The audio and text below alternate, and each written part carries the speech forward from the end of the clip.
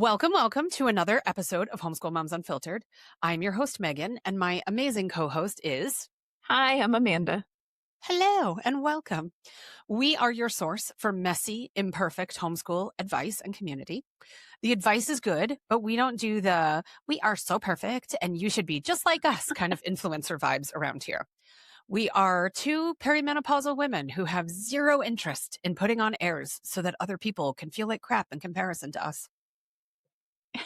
Yeah, so true. And while we are women, let's address the elephant in the room. We are moms and we are unfiltered, but Hmm. everyone else is welcome here. We are a secular and progressive space, so we will never assume your family is a mom, a dad, 2.5 kids living in the suburbs with a picket fence yard. Neither one of us fit that, so we wouldn't expect you to. Exactly.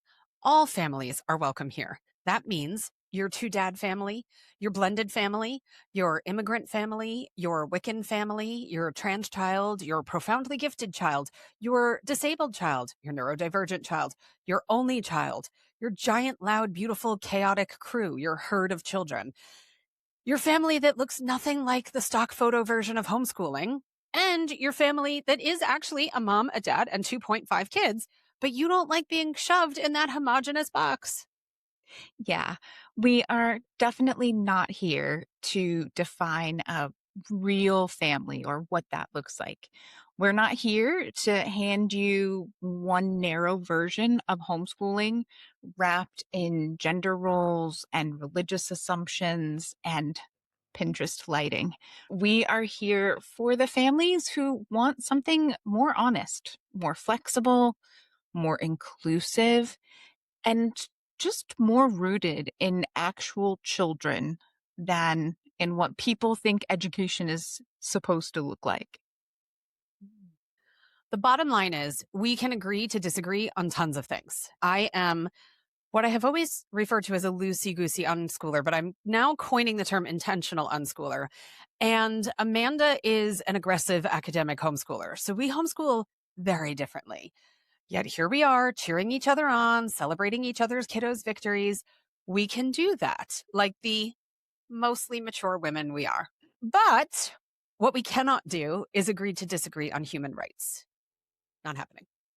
Absolutely. Every once in a while, the algorithm sends us someone who clearly took a wrong turn on the way to our social media pages. And no one who's listening is going to be surprised to know they do love to make it their mission to tell us all of the ways our beliefs are wrong. Like the lady last week who was just hell bent on convincing us that PragerU's video on why the Three-Fifths Compromise was anti-slavery.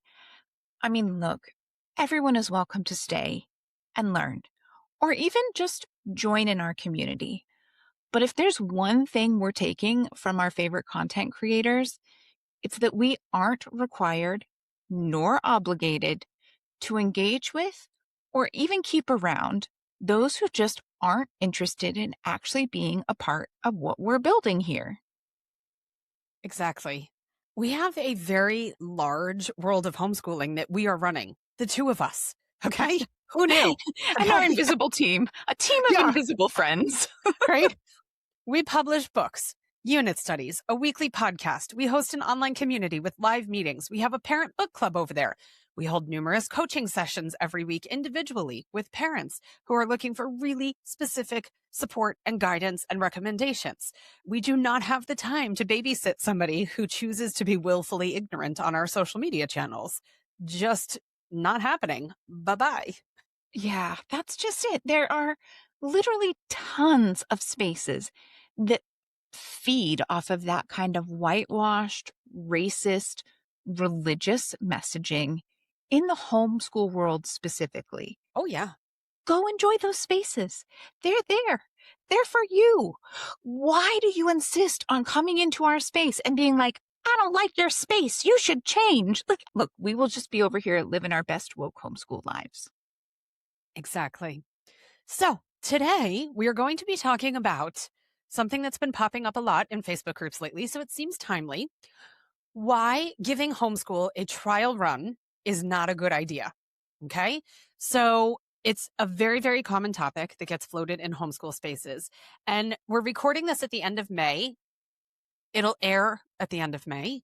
We're on a tight turnaround right now because, the books and the online community and the unit studies and the 47 other things that we mentioned we were doing this week. So, so I know. yeah.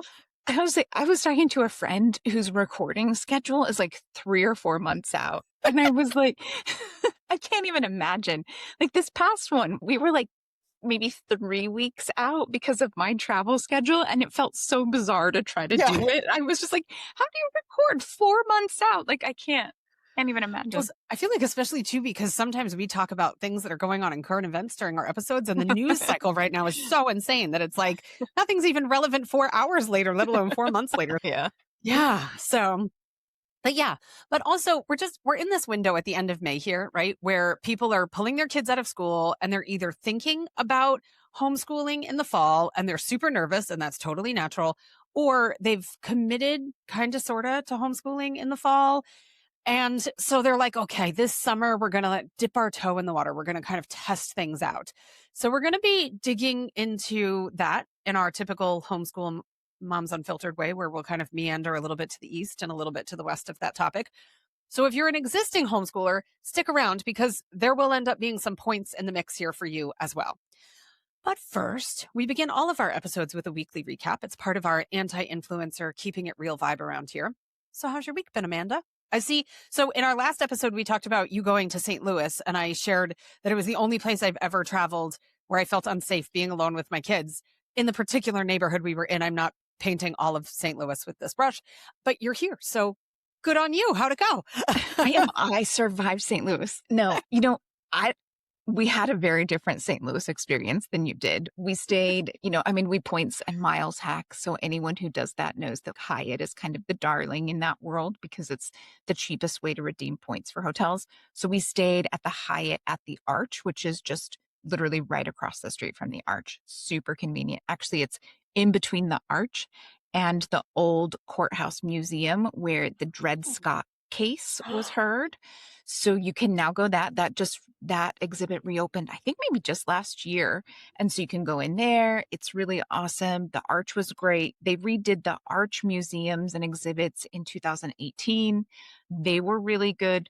There was some stuff that I was a little like, but generally speaking, it was really solid. There was even one point in time when my mom turned to me and she was like, I'm going to guess they thought because this is in Missouri and it's a red state, this would be safe, but this would not pass Trump's America has to always be great in my national parks edict that he made. I was like, no, I don't think it would.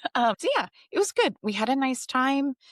We walked around late at night. We felt perfectly fine. So I'm just going to put that out there. We also went to City Museum, which is a lot of fun if you're not familiar and you happen to be there. It's kind of like a children's museum, but for all ages. It's like 10 stories high, and there's just tons of stuff to see and do and check out. And it's definitely interactive. You can spend a lot of time there. Not cheap. I'll put that out there, but definitely fun. We did the riverboat cruise. My Mm. dad loves a boat, and we generally enjoy tours and informational things like that. But of all the ones that he's been on, and I've personally taken him on several when he comes to California to visit us. He'd never been on the Mississippi Riverboat cruise tour there. So we did that together, and that was fun. Learned some new interesting things. So yeah, we just had a nice time. And then if you're watching on video, you probably notice like, oh, she's not in her regular recording place, but that is not a hotel room. You're correct. It's not a hotel room. You can see my grandma's quilt in the corner on the bed. It's not my normal fancy recording space, but that's okay. We make it work. That's part of homeschooling. Mhm. We try to spend a couple months a year at least back visiting my family. It's a lot cheaper for us to come for really long trips to stay with them than for them to come out and try to stay in our 2-bedroom condo or pay for a hotel room in California for weeks on end.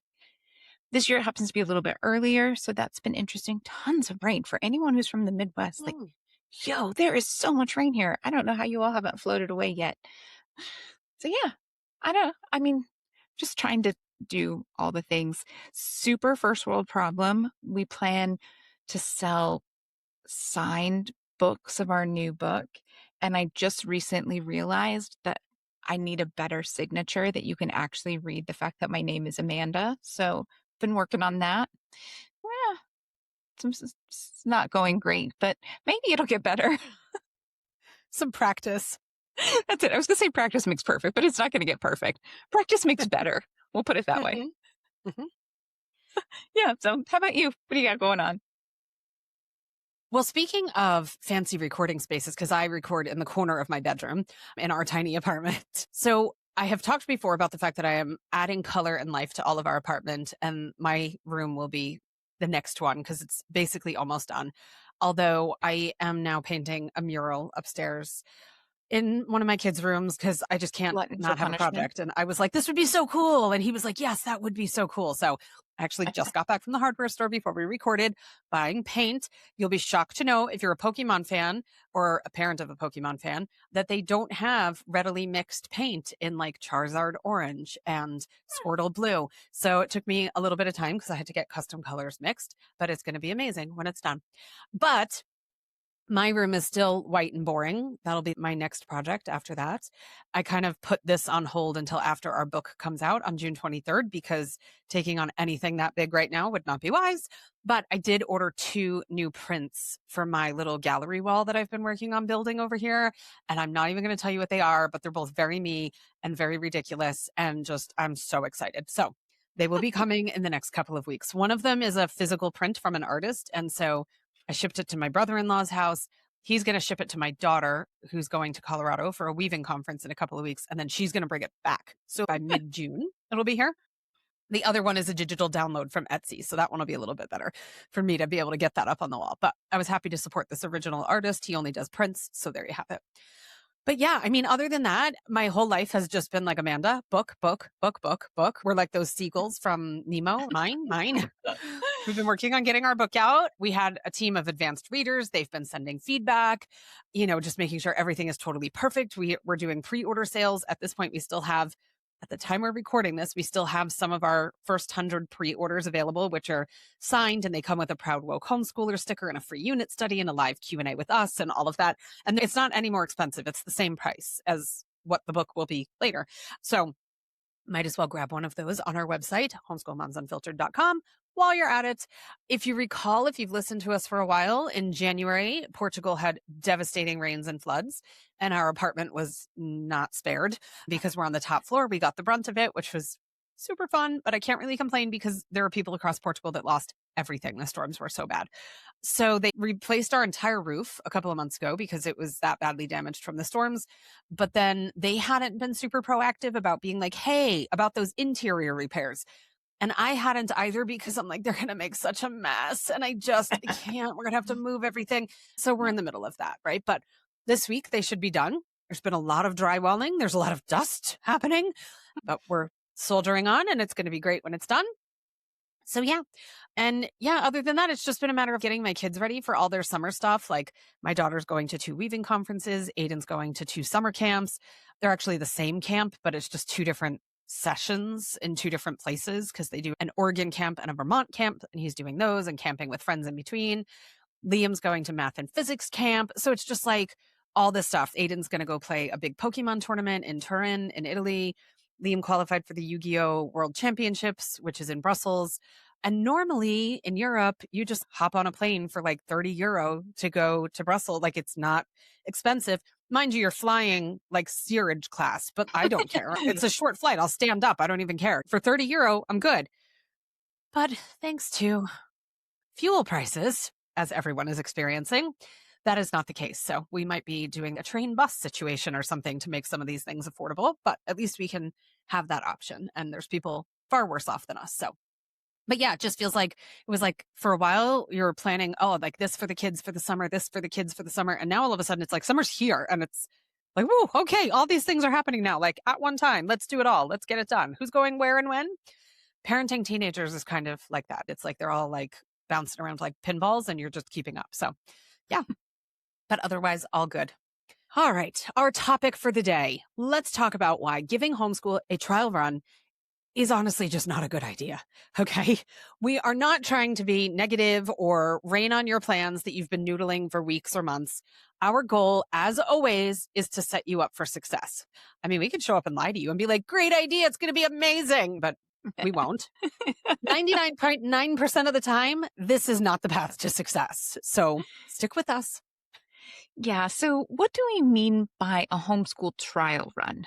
We mean using summer vacation to kind of test out homeschooling. That way, you can dip your toe into the water before you're fully accountable to giving notice to the school system that your kiddo is currently enrolled in. But we're also including these shorter breaks, like we see it a lot over winter break, or sometimes even weekends or long weekends where people are like, this school year, we're going to homeschool on the weekends so that we get a good rhythm and then we'll pull them out for next school year. Listen, we get the logic. Truly, we do. The impulse makes sense. Homeschooling feels like a huge decision. And truly, that might be the understatement of the century. It is freaking scary for most of us. Most adults do not feel 100% confident when they start. And pulling a kid from school, whether it's public or private or whatever, it can feel dramatic or risky or kind of irreversible. We live in an area where most of the elementary schools near us are lottery system. It is scary to give up that spot once you've got it. Yeah. My case was the same because my older two kids were in a bi-lit program through the public school system that was lottery. They were in public school in South Florida, and there were some schools that were piloting these bi-lit programs where the kids did 3 hours of their day in English, 3 hours of their day in Spanish. And these spots were coveted. And so if I pulled my kids out and it didn't work and I wanted to put them back in, the odds that they were getting back into that bi-lit program, slim to none. And Yeah. so it really felt like jumping without a parachute. Well, right. That's it exactly. It completely makes sense that the grown-ups in this equation want reassurance before making the leap. Yeah. And so the parents that we talk to often think that a trial run will answer questions like, can I even teach my child? Do I even know how to do this? Will my child listen to me? Because when I tell them to put their shoes on or brush their teeth, it's not happening. So, how is that going to apply to long division? Are we going to fight all day? P.S. We did a whole episode on the dynamic and relationship things between you and your kid when you're homeschooling. Go listen to that. Will they fall behind? Am I going to tragically fail my children? Can I handle the responsibility? We see that a lot too with people who are like, I have ADHD. I don't know that I can make a schedule and keep a schedule and do this thing. I can't do it in most of the other aspects of my life. What makes me think I can do it in homeschooling? So you're not alone. Or they're thinking, listen, things are not going great for my kid at school, but homeschooling might not be any better. It might not be the solution. Is it actually even going to help before I make this giant leap? So we get it. We get the need to answer all those questions. The problem is that a weekend, a holiday break, or even summer break, a trial run during that time does not replicate actual homeschooling. Really, it replicates a bunch of extra schoolwork during a time that your kid thought was free time for play and fun and decompressing and catching up with their friends and sleeping in. And when you think that way about it, I mean, all of us are probably like, oh, yeah. Yeah. My grandfather would have said, that's going to go over like a lead balloon. That was one of his big Yes. sayings. And I don't blame them. I would be the same. Hmm. And this is even more true if you're pulling a kid from school who's burnt out from school, especially if your kid had end of year assessments, finals, depending on what grade level they're in and how far into the school process they are. If you have a kid who's anxious or resistant around academics, and even more so, then you'd be like, I got to test this before I give up my spot or before we make this big decision, because how is this ever going to work? That kid is not going to turn on a dime and make that adjustment with you, and it's not going to be a solid test. A lot of times when parents do that and they decide to use summer vacation, They very much lean into recreating school at home, even if they don't think they are, even if they're trying to consciously not do that thing because they've seen it discussed in Facebook groups. They still end up creating school at home. The family, the whole family, needs time to deschool. And if you go straight into it over summer, that would not be possible in any of those scenarios. Even if you take a month off, 2 months off, eh, not really. We typically do not count summer vacation as deschooling time because it's summer vacation. Your kid would have been on vacation anyway. They would not have been in school. Therefore, you are not deschooling during that period. Well, that's just it. At the end of the day, you're homeschooling because you want something different. And if you squeeze it in to the middle of the old thing, it's pretty hard for it to actually feel different for you and for your kiddo. For homeschooling to be successful, for you to be successful as the teacher, you really probably want to have a little bit of extra time to make sure you're creating a sense of something new, something different. Yeah. In other words, a summer trial run isn't a test of homeschooling. It is mostly a test of more of the same, extra school. And if you're considering homeschooling because something at school isn't quite working, more of the same, that test is not going to go well. Yeah, so I just alluded to it, but the reason these trial runs don't work isn't just logistical. It is psychological as well, because the moment you try to squeeze homeschooling into time your child already understands as not school time, you are fighting against the meaning that time already holds in their brain. Kids are smart. A lot of times we don't give them enough credit.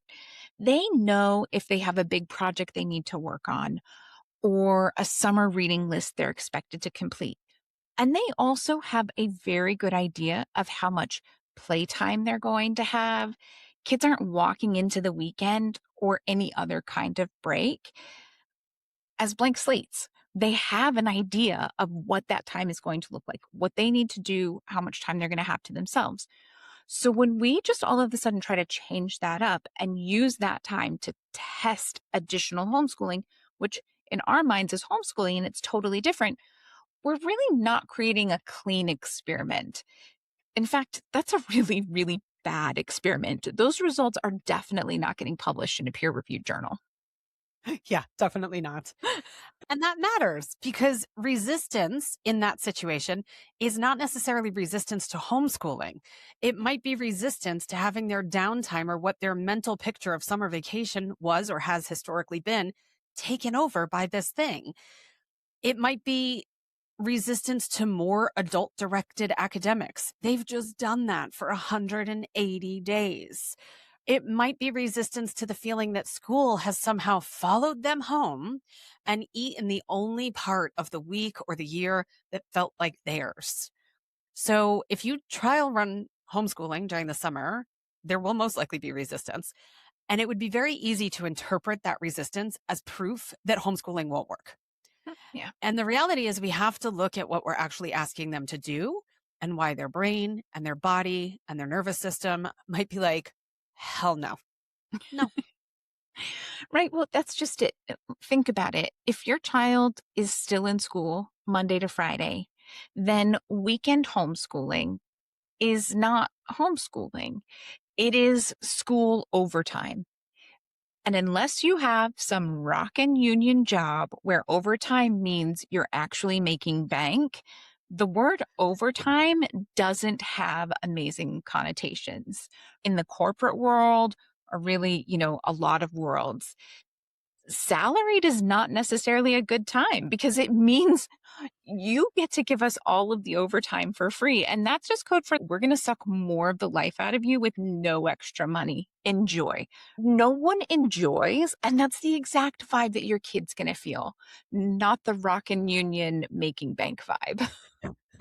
No, not at all. Whether we acknowledge it or not, summer vacations have a really strong cultural and societal connection. I mean, it's in books and movies. There's a countdown to summer, whether it's official or unofficial. It represents an off switch.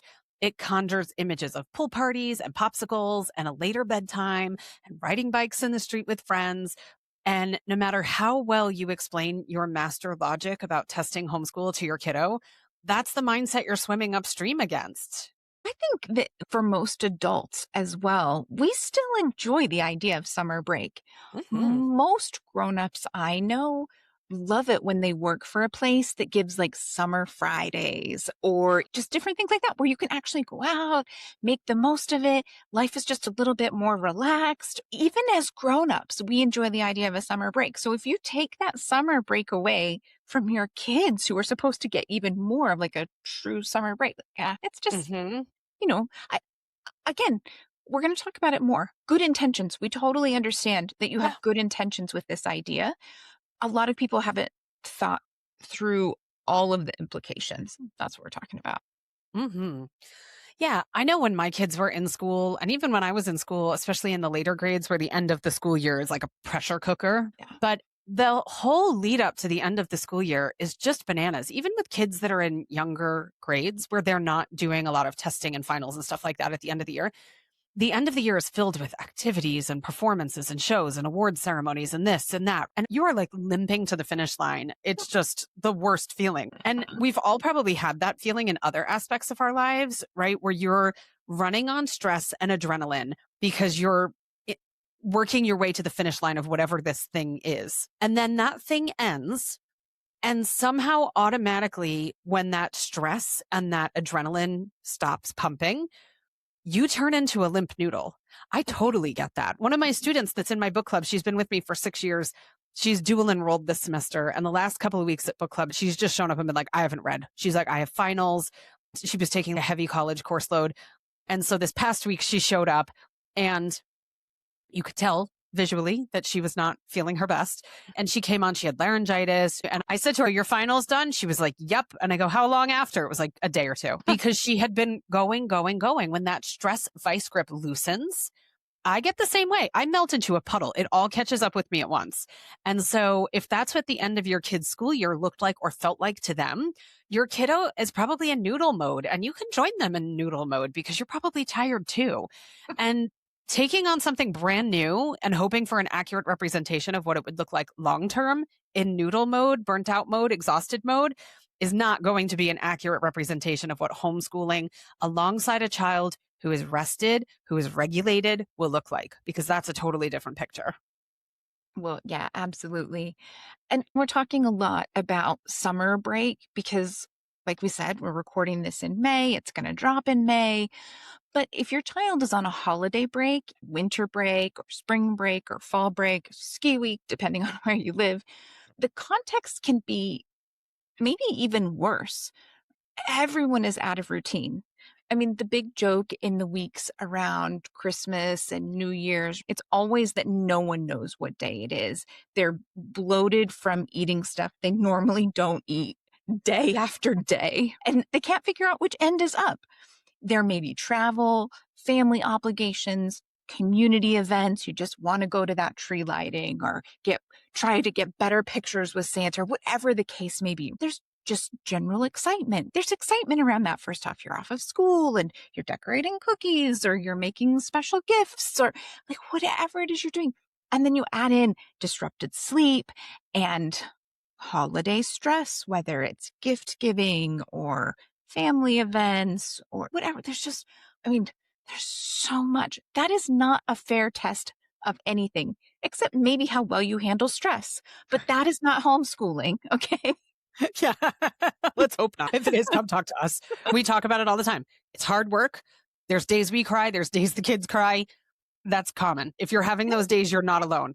But Yeah. it shouldn't feel awful all the time. It should be like anything else in your life where you have periods of amazing and periods of, holy cow, when is this going to end? So, yeah, if your homeschooling is always looking like the stressful part, we need to talk.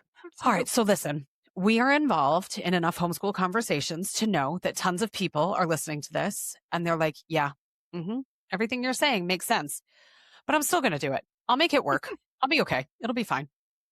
And look, I understand the strong desire to experience it yourself, to learn the hard lessons from firsthand experience instead of tales of warning from others. I personally absolutely swing back and forth between finding out for myself and learning from the mistakes of others. So, this podcast episode is all about how to avoid learning the hard way. But if you just need to learn from firsthand experience, just know that if you push forward with an ill timed test of homeschooling, you're almost certainly, it's not guaranteed, but very likely going to create the exact dynamic you're afraid of, big picture and long term. The grown up becomes the enforcer, the kid becomes resistant, learning becomes a power struggle. The grown up ultimately decides, see, we could never homeschool. And that's like making a recipe with 50% substitutions and then declaring the recipe is terrible. This sucks. We're never trying this again. That was not a fair taste test. There's an account that I do not follow, but this one thing went viral. And it was this lady who had posted her bread recipe. And one person was like, I didn't have time to let it rise, so I just went with it. It was flat and terrible. And these were 1-star reviews that were left on her recipe. And she just put them out as comic relief for anybody who has any common sense whatsoever to be like, what is wrong with people? Like, that's totally what just made me think. Yeah, you don't need to let bread rise. It's a total accident when it gets big and fluffy. Exactly. So there's a huge difference between my child hated doing a workbook on Saturday morning after a full week of being up and out for the bus and doing late nights of homework, and my child would hate homeschooling. They're not even in the same universe, these two things. Well, yeah, absolutely. And hey, and so far we've been focusing on the psychology of the kid side of things, which, yes, it is absolutely important. We are very pro kid around here. But it is important to note that you're not setting yourself up to feel capable and confident either. It takes time, sometimes a shockingly long amount of time, to find your groove. This is not a groove you're going to find in a weekend or even a few weeks. It might feel awkward at first, assuming this new dynamic with your kiddo. Or you might feel shaky on the content. You're trying to get a feel for the unit studies you're using, the rhythm, or the way that the teacher guide wants you to explain things. There's such a good chance that your brain is going to jump to, see, I knew it. I can't do this. And I mean, you just deserve better than that because you 100% can do this. You don't have to. If you're listening and you ultimately decide you don't want to do this, you don't have to. But if you want to, we have loads of confidence that you can do this and you can do it well. Yeah. Okay, so what are we proposing instead? Because we would never just be like, that plan? No. Don't not do doing it. that. Yeah, but we've got nothing else for you. Good luck. Go forth and conquer. Yeah, the end. So what are we proposing? So if you listen to our podcast at all, you know that we need to talk about deschooling. First of all, again, we will say we talk about it all the time, and we have done an entire super detailed episode on this concept alone on its own back in season 2. So we're going to cover it here again quickly, but for more detail, definitely go back and listen to that episode. And then if you have more questions or you do better with written things, dig into one of our online courses, the workbooks that come with that, our big book that's coming out, which I don't know if you've somehow missed it. I'm not sure how you've missed it at this point, but it's currently available for signed pre-orders right now, but it'll officially release June 23rd, 2026, if you're listening to this in the future. Basically, deschooling is a big, important step in your overall process of transitioning to homeschooling. It is often misunderstood, and far too often it is skipped altogether. Mm-hmm. So many new homeschoolers, whether we're talking summer vacation or any other time, are just resistant to taking a break. I mean, think of the culture that we live in. we know that like 97% of our audience are Americans. So we've got that culture down. It is go, go, go, go, go all the time. So many of us still struggle with rest equaling laziness. How dare we not be productive in every moment of every day? Yeah. Or that a lack of constant productivity will equate to failure either in the short term or the long term. And the school system, which was designed to churn out amazing worker bees, is a huge piece in perpetuating those thoughts. You miss a day of school? Oh my God, how will you ever catch up? What do you mean you're not taking all honors courses? How will you ever get into your dream school and get your dream job? So yeah, taking a break goes against so much of what has been instilled in us, whether we realize it or not. And so both you and your kid totally need that break. And again, look, I get it. As the aggressive academic homeschooler between the two of us, I absolutely understand the worry that you've only got so much time to catch up or stay on track. But that worry is also a huge part of why deschooling for the adults is often just as important, sometimes more important, than it Hmm. is for the kids. So often people think deschooling is this thing we do for the kids. But the reality is, we, as the grown-ups in this equation, we have all of those same pre-programmed ideas and beliefs about education, and they are going to creep in unconsciously, and then they're going to negatively affect our homeschooling decisions and actions if we aren't super intentional at the start. And even when we're being super intentional, the things that we know, the way that we grew up, it still seeps in without us realizing it. So, okay, all of this, what is deschooling? You're like, okay, you've been talking for like 10 minutes about it, but what is it actually?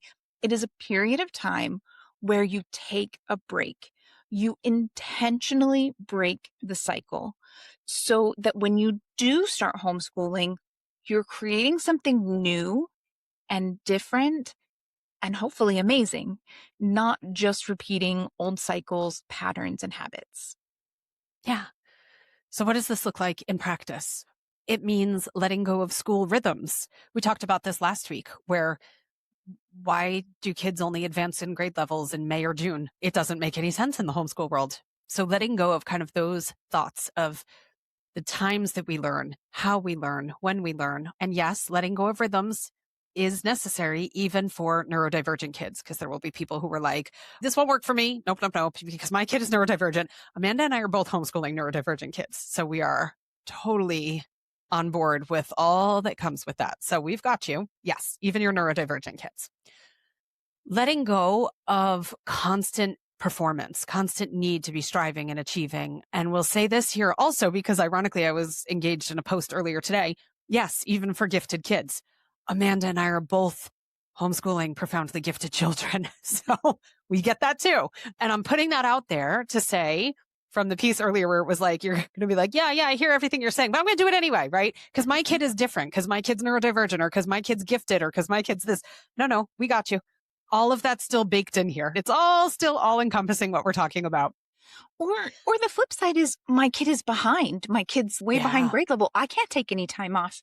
Mhm. Like, we've covered this on other episodes, but when your kid is actually ready to learn, they're going to move through the material so much faster.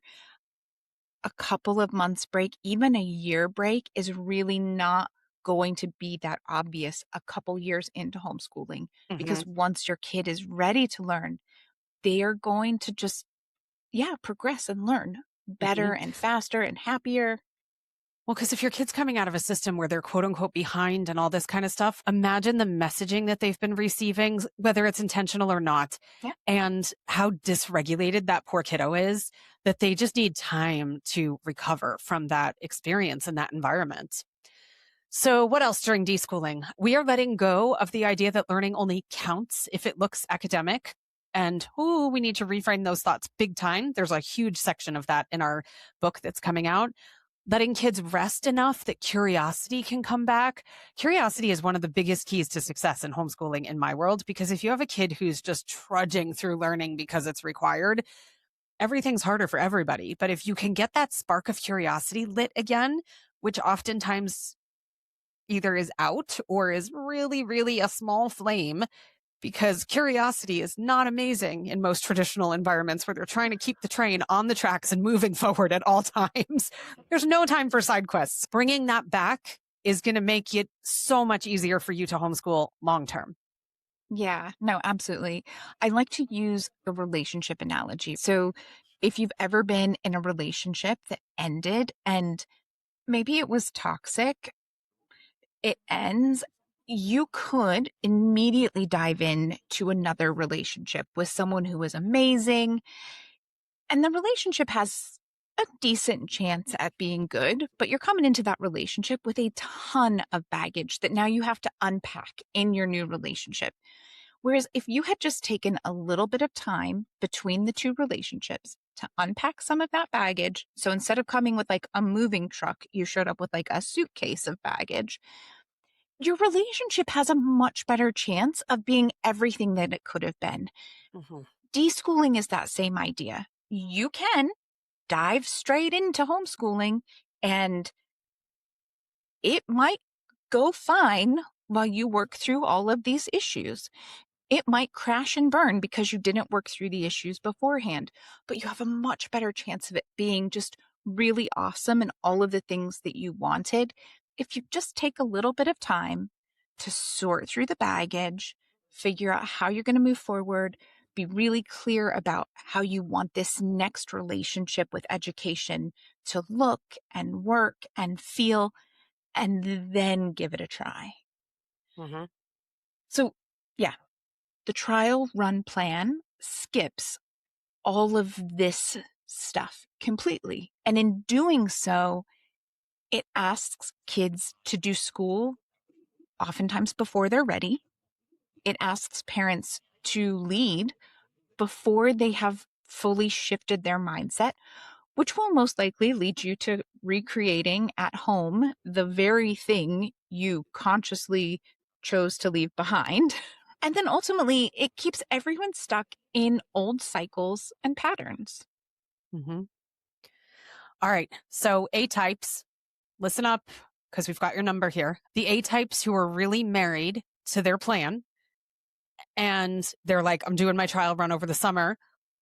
I can almost hear you thinking, I will start deschooling myself right now. School doesn't end for another 3 weeks. So I will start deschooling right now. And then we can shift homeschooling in the summer back like 2 weeks and then problem solved. Okay. I hear you. I totally get it. But that's not going to cut it. You cannot possibly effectively deschool while you're still getting up every day to see your kid off to school and then helping them with their homework after school. That is absolutely impossible. That plan will not allow you to break free of thoughts like learning must be visible, learning must be measurable, learning must happen during certain hours. A quiet child at a desk equals school success. Rest equals falling behind. All of these things are still going to be there. That's so true.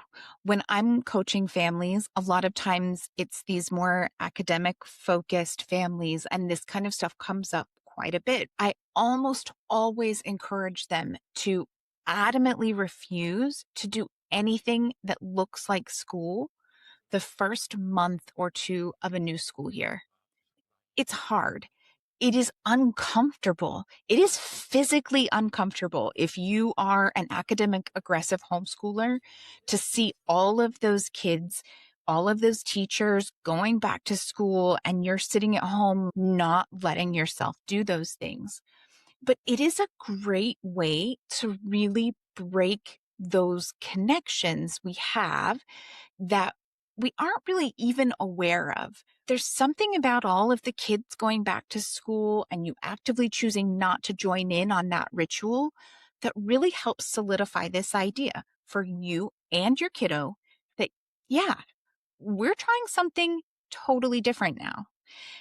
And if you skip that because you want to make sure that you get your trial run in before it's too late to pivot back to in-person school at the start of the new school year, because you can re-enroll them in the first 2 weeks if you make sure you hit your window or whatever the case may be, you're missing a perfect opportunity to set this whole homeschool thing up for success. And I'm just going to say quickly, it's never too late to do it. So in our case, we have been homeschooling for quite a while, but we have been doing it with a charter because we're in California and they have a homeschool charter option. It still has oversight. It's part of the public school system, but we only meet our teacher once a month and these kinds of things. I'm fairly certain that in the new school year, we are going to leave that system. A whole bunch of things have come up that I'm like, okay, I think I'm just done. And we're going to take this time again to do it because this is a different phase. It's going to Mhm. look different than it had. We're going to have different expectations. We're going to get to decide what our things look like, right? We don't have to make sure that we're doing worksheets to turn in. We don't have to do 3 times a year assessments and things like that. And so before we decide what our next school year is going to look like, we're going to take this month when everyone else goes back to school and his friends and cousins and all of those, they go back into a brick and mortar school. We're going to actively not do that so that we can reset and figure out what this new phase of homeschooling looks like. It's never too late. And honestly, it's a good idea when you're transitioning and having different phases.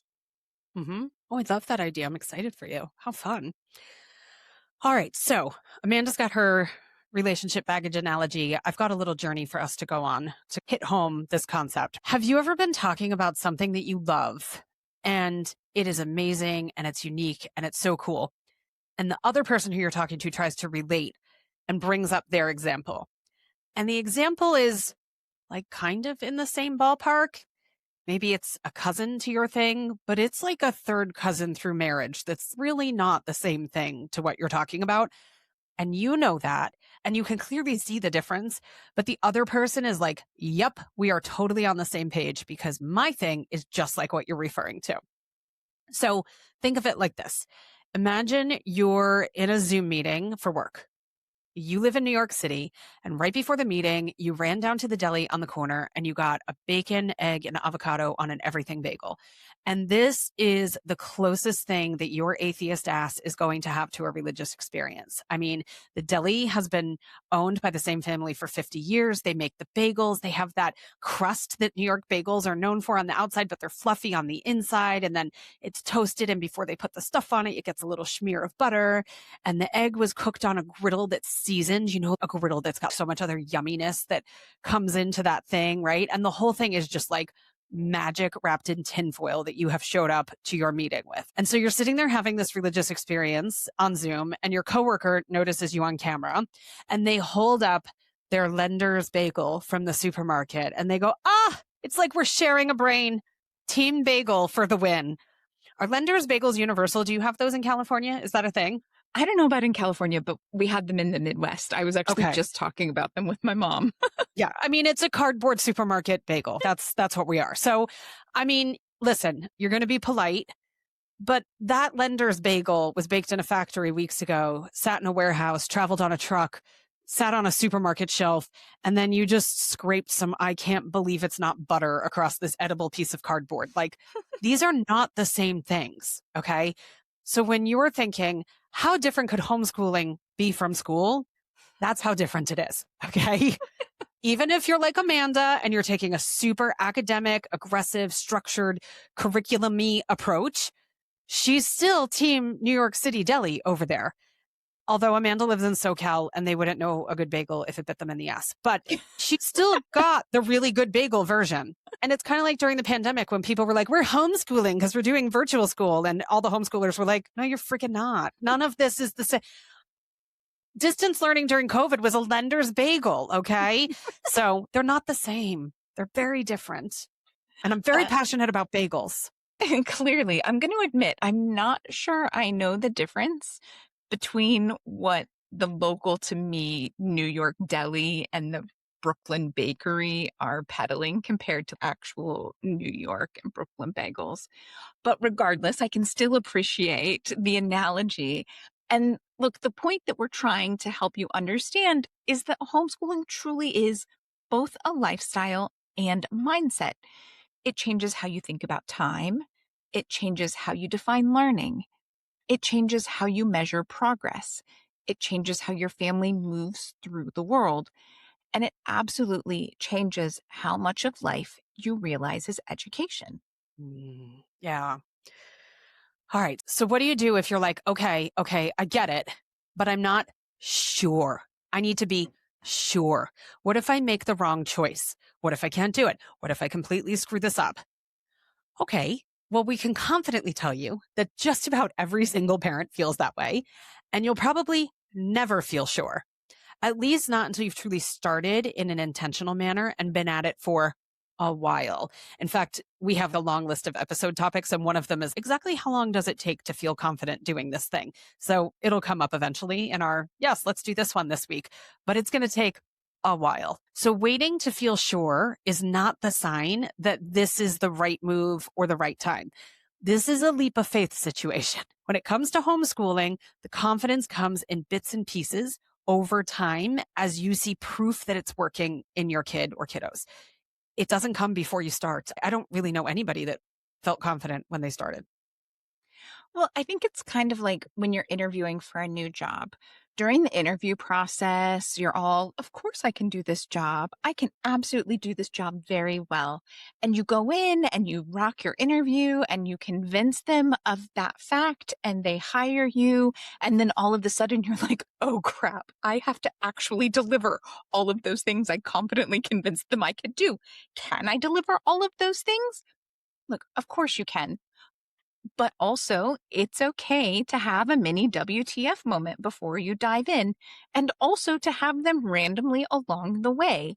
That is just the way real life works. And since we like to keep it real around here, a homeschool trial run isn't going to magically eliminate all uncertainty. It is more likely to create false negatives or convince you that this isn't going to work without ever really having experienced true homeschooling. All you really need to know to get started is honestly, if you're this deep into this episode because you're wondering about trying out homeschooling, at some point you're just going to have to take that leap. Yeah. So sometimes you just need a friend to tell you, yeah, take that leap. Take it now, not later. Again, if you're 50 whatever minutes in with us at this point, you want to homeschool. Take the leap. It sounds dramatic and scary, but sometimes it is the only way to actually see what life outside of the system looks like. You cannot know what your child is like outside of school while they are still being shaped by the daily demands of school. You cannot know what your family rhythm will be like while you're still living by a school calendar. And that includes summer vacation. Summer vacation is part of the school calendar. Yeah. You cannot know what homeschooling feels like while treating it as an extracurricular activity that you slip in on the weekends or for the month of July. Yeah, that's it. After you do whatever it is that makes you legal to homeschool in your state, and yes, our online course on our book can absolutely help you with that. If you need some help, go there. You can hit up a Facebook group. Maybe it'll help. Maybe it'll leave you more confused than anything. Sit back, watch the fights about HSLDA and all that good jazz. But after you do that and you're legal to do whatever, take a breath, deschool, take that break. Do not start off by making your color coded schedule. Probably don't fill your shopping cart with curriculum, although the reality is I definitely have spreadsheets going all of the time of potential curriculum to get back to when I'm ready. That was part of my preparing to homeschool process, so I get that. But don't start buying things. Exist in this moment of deschool with your child. Learn as much as you can about the deschooling process. Come talk to us in a Patreon meeting or a coaching session. Let's make sure that the future is going to be bright. As cliche as that is, you can do this. And it has every potential in the world to be amazing.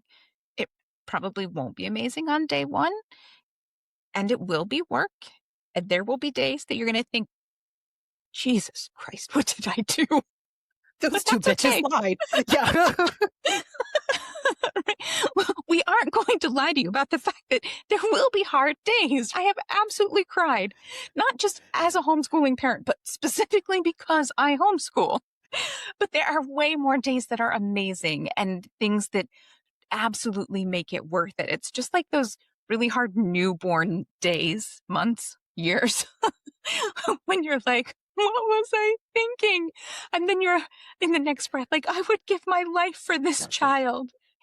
It's the reality, but the journey and the results will be worth it.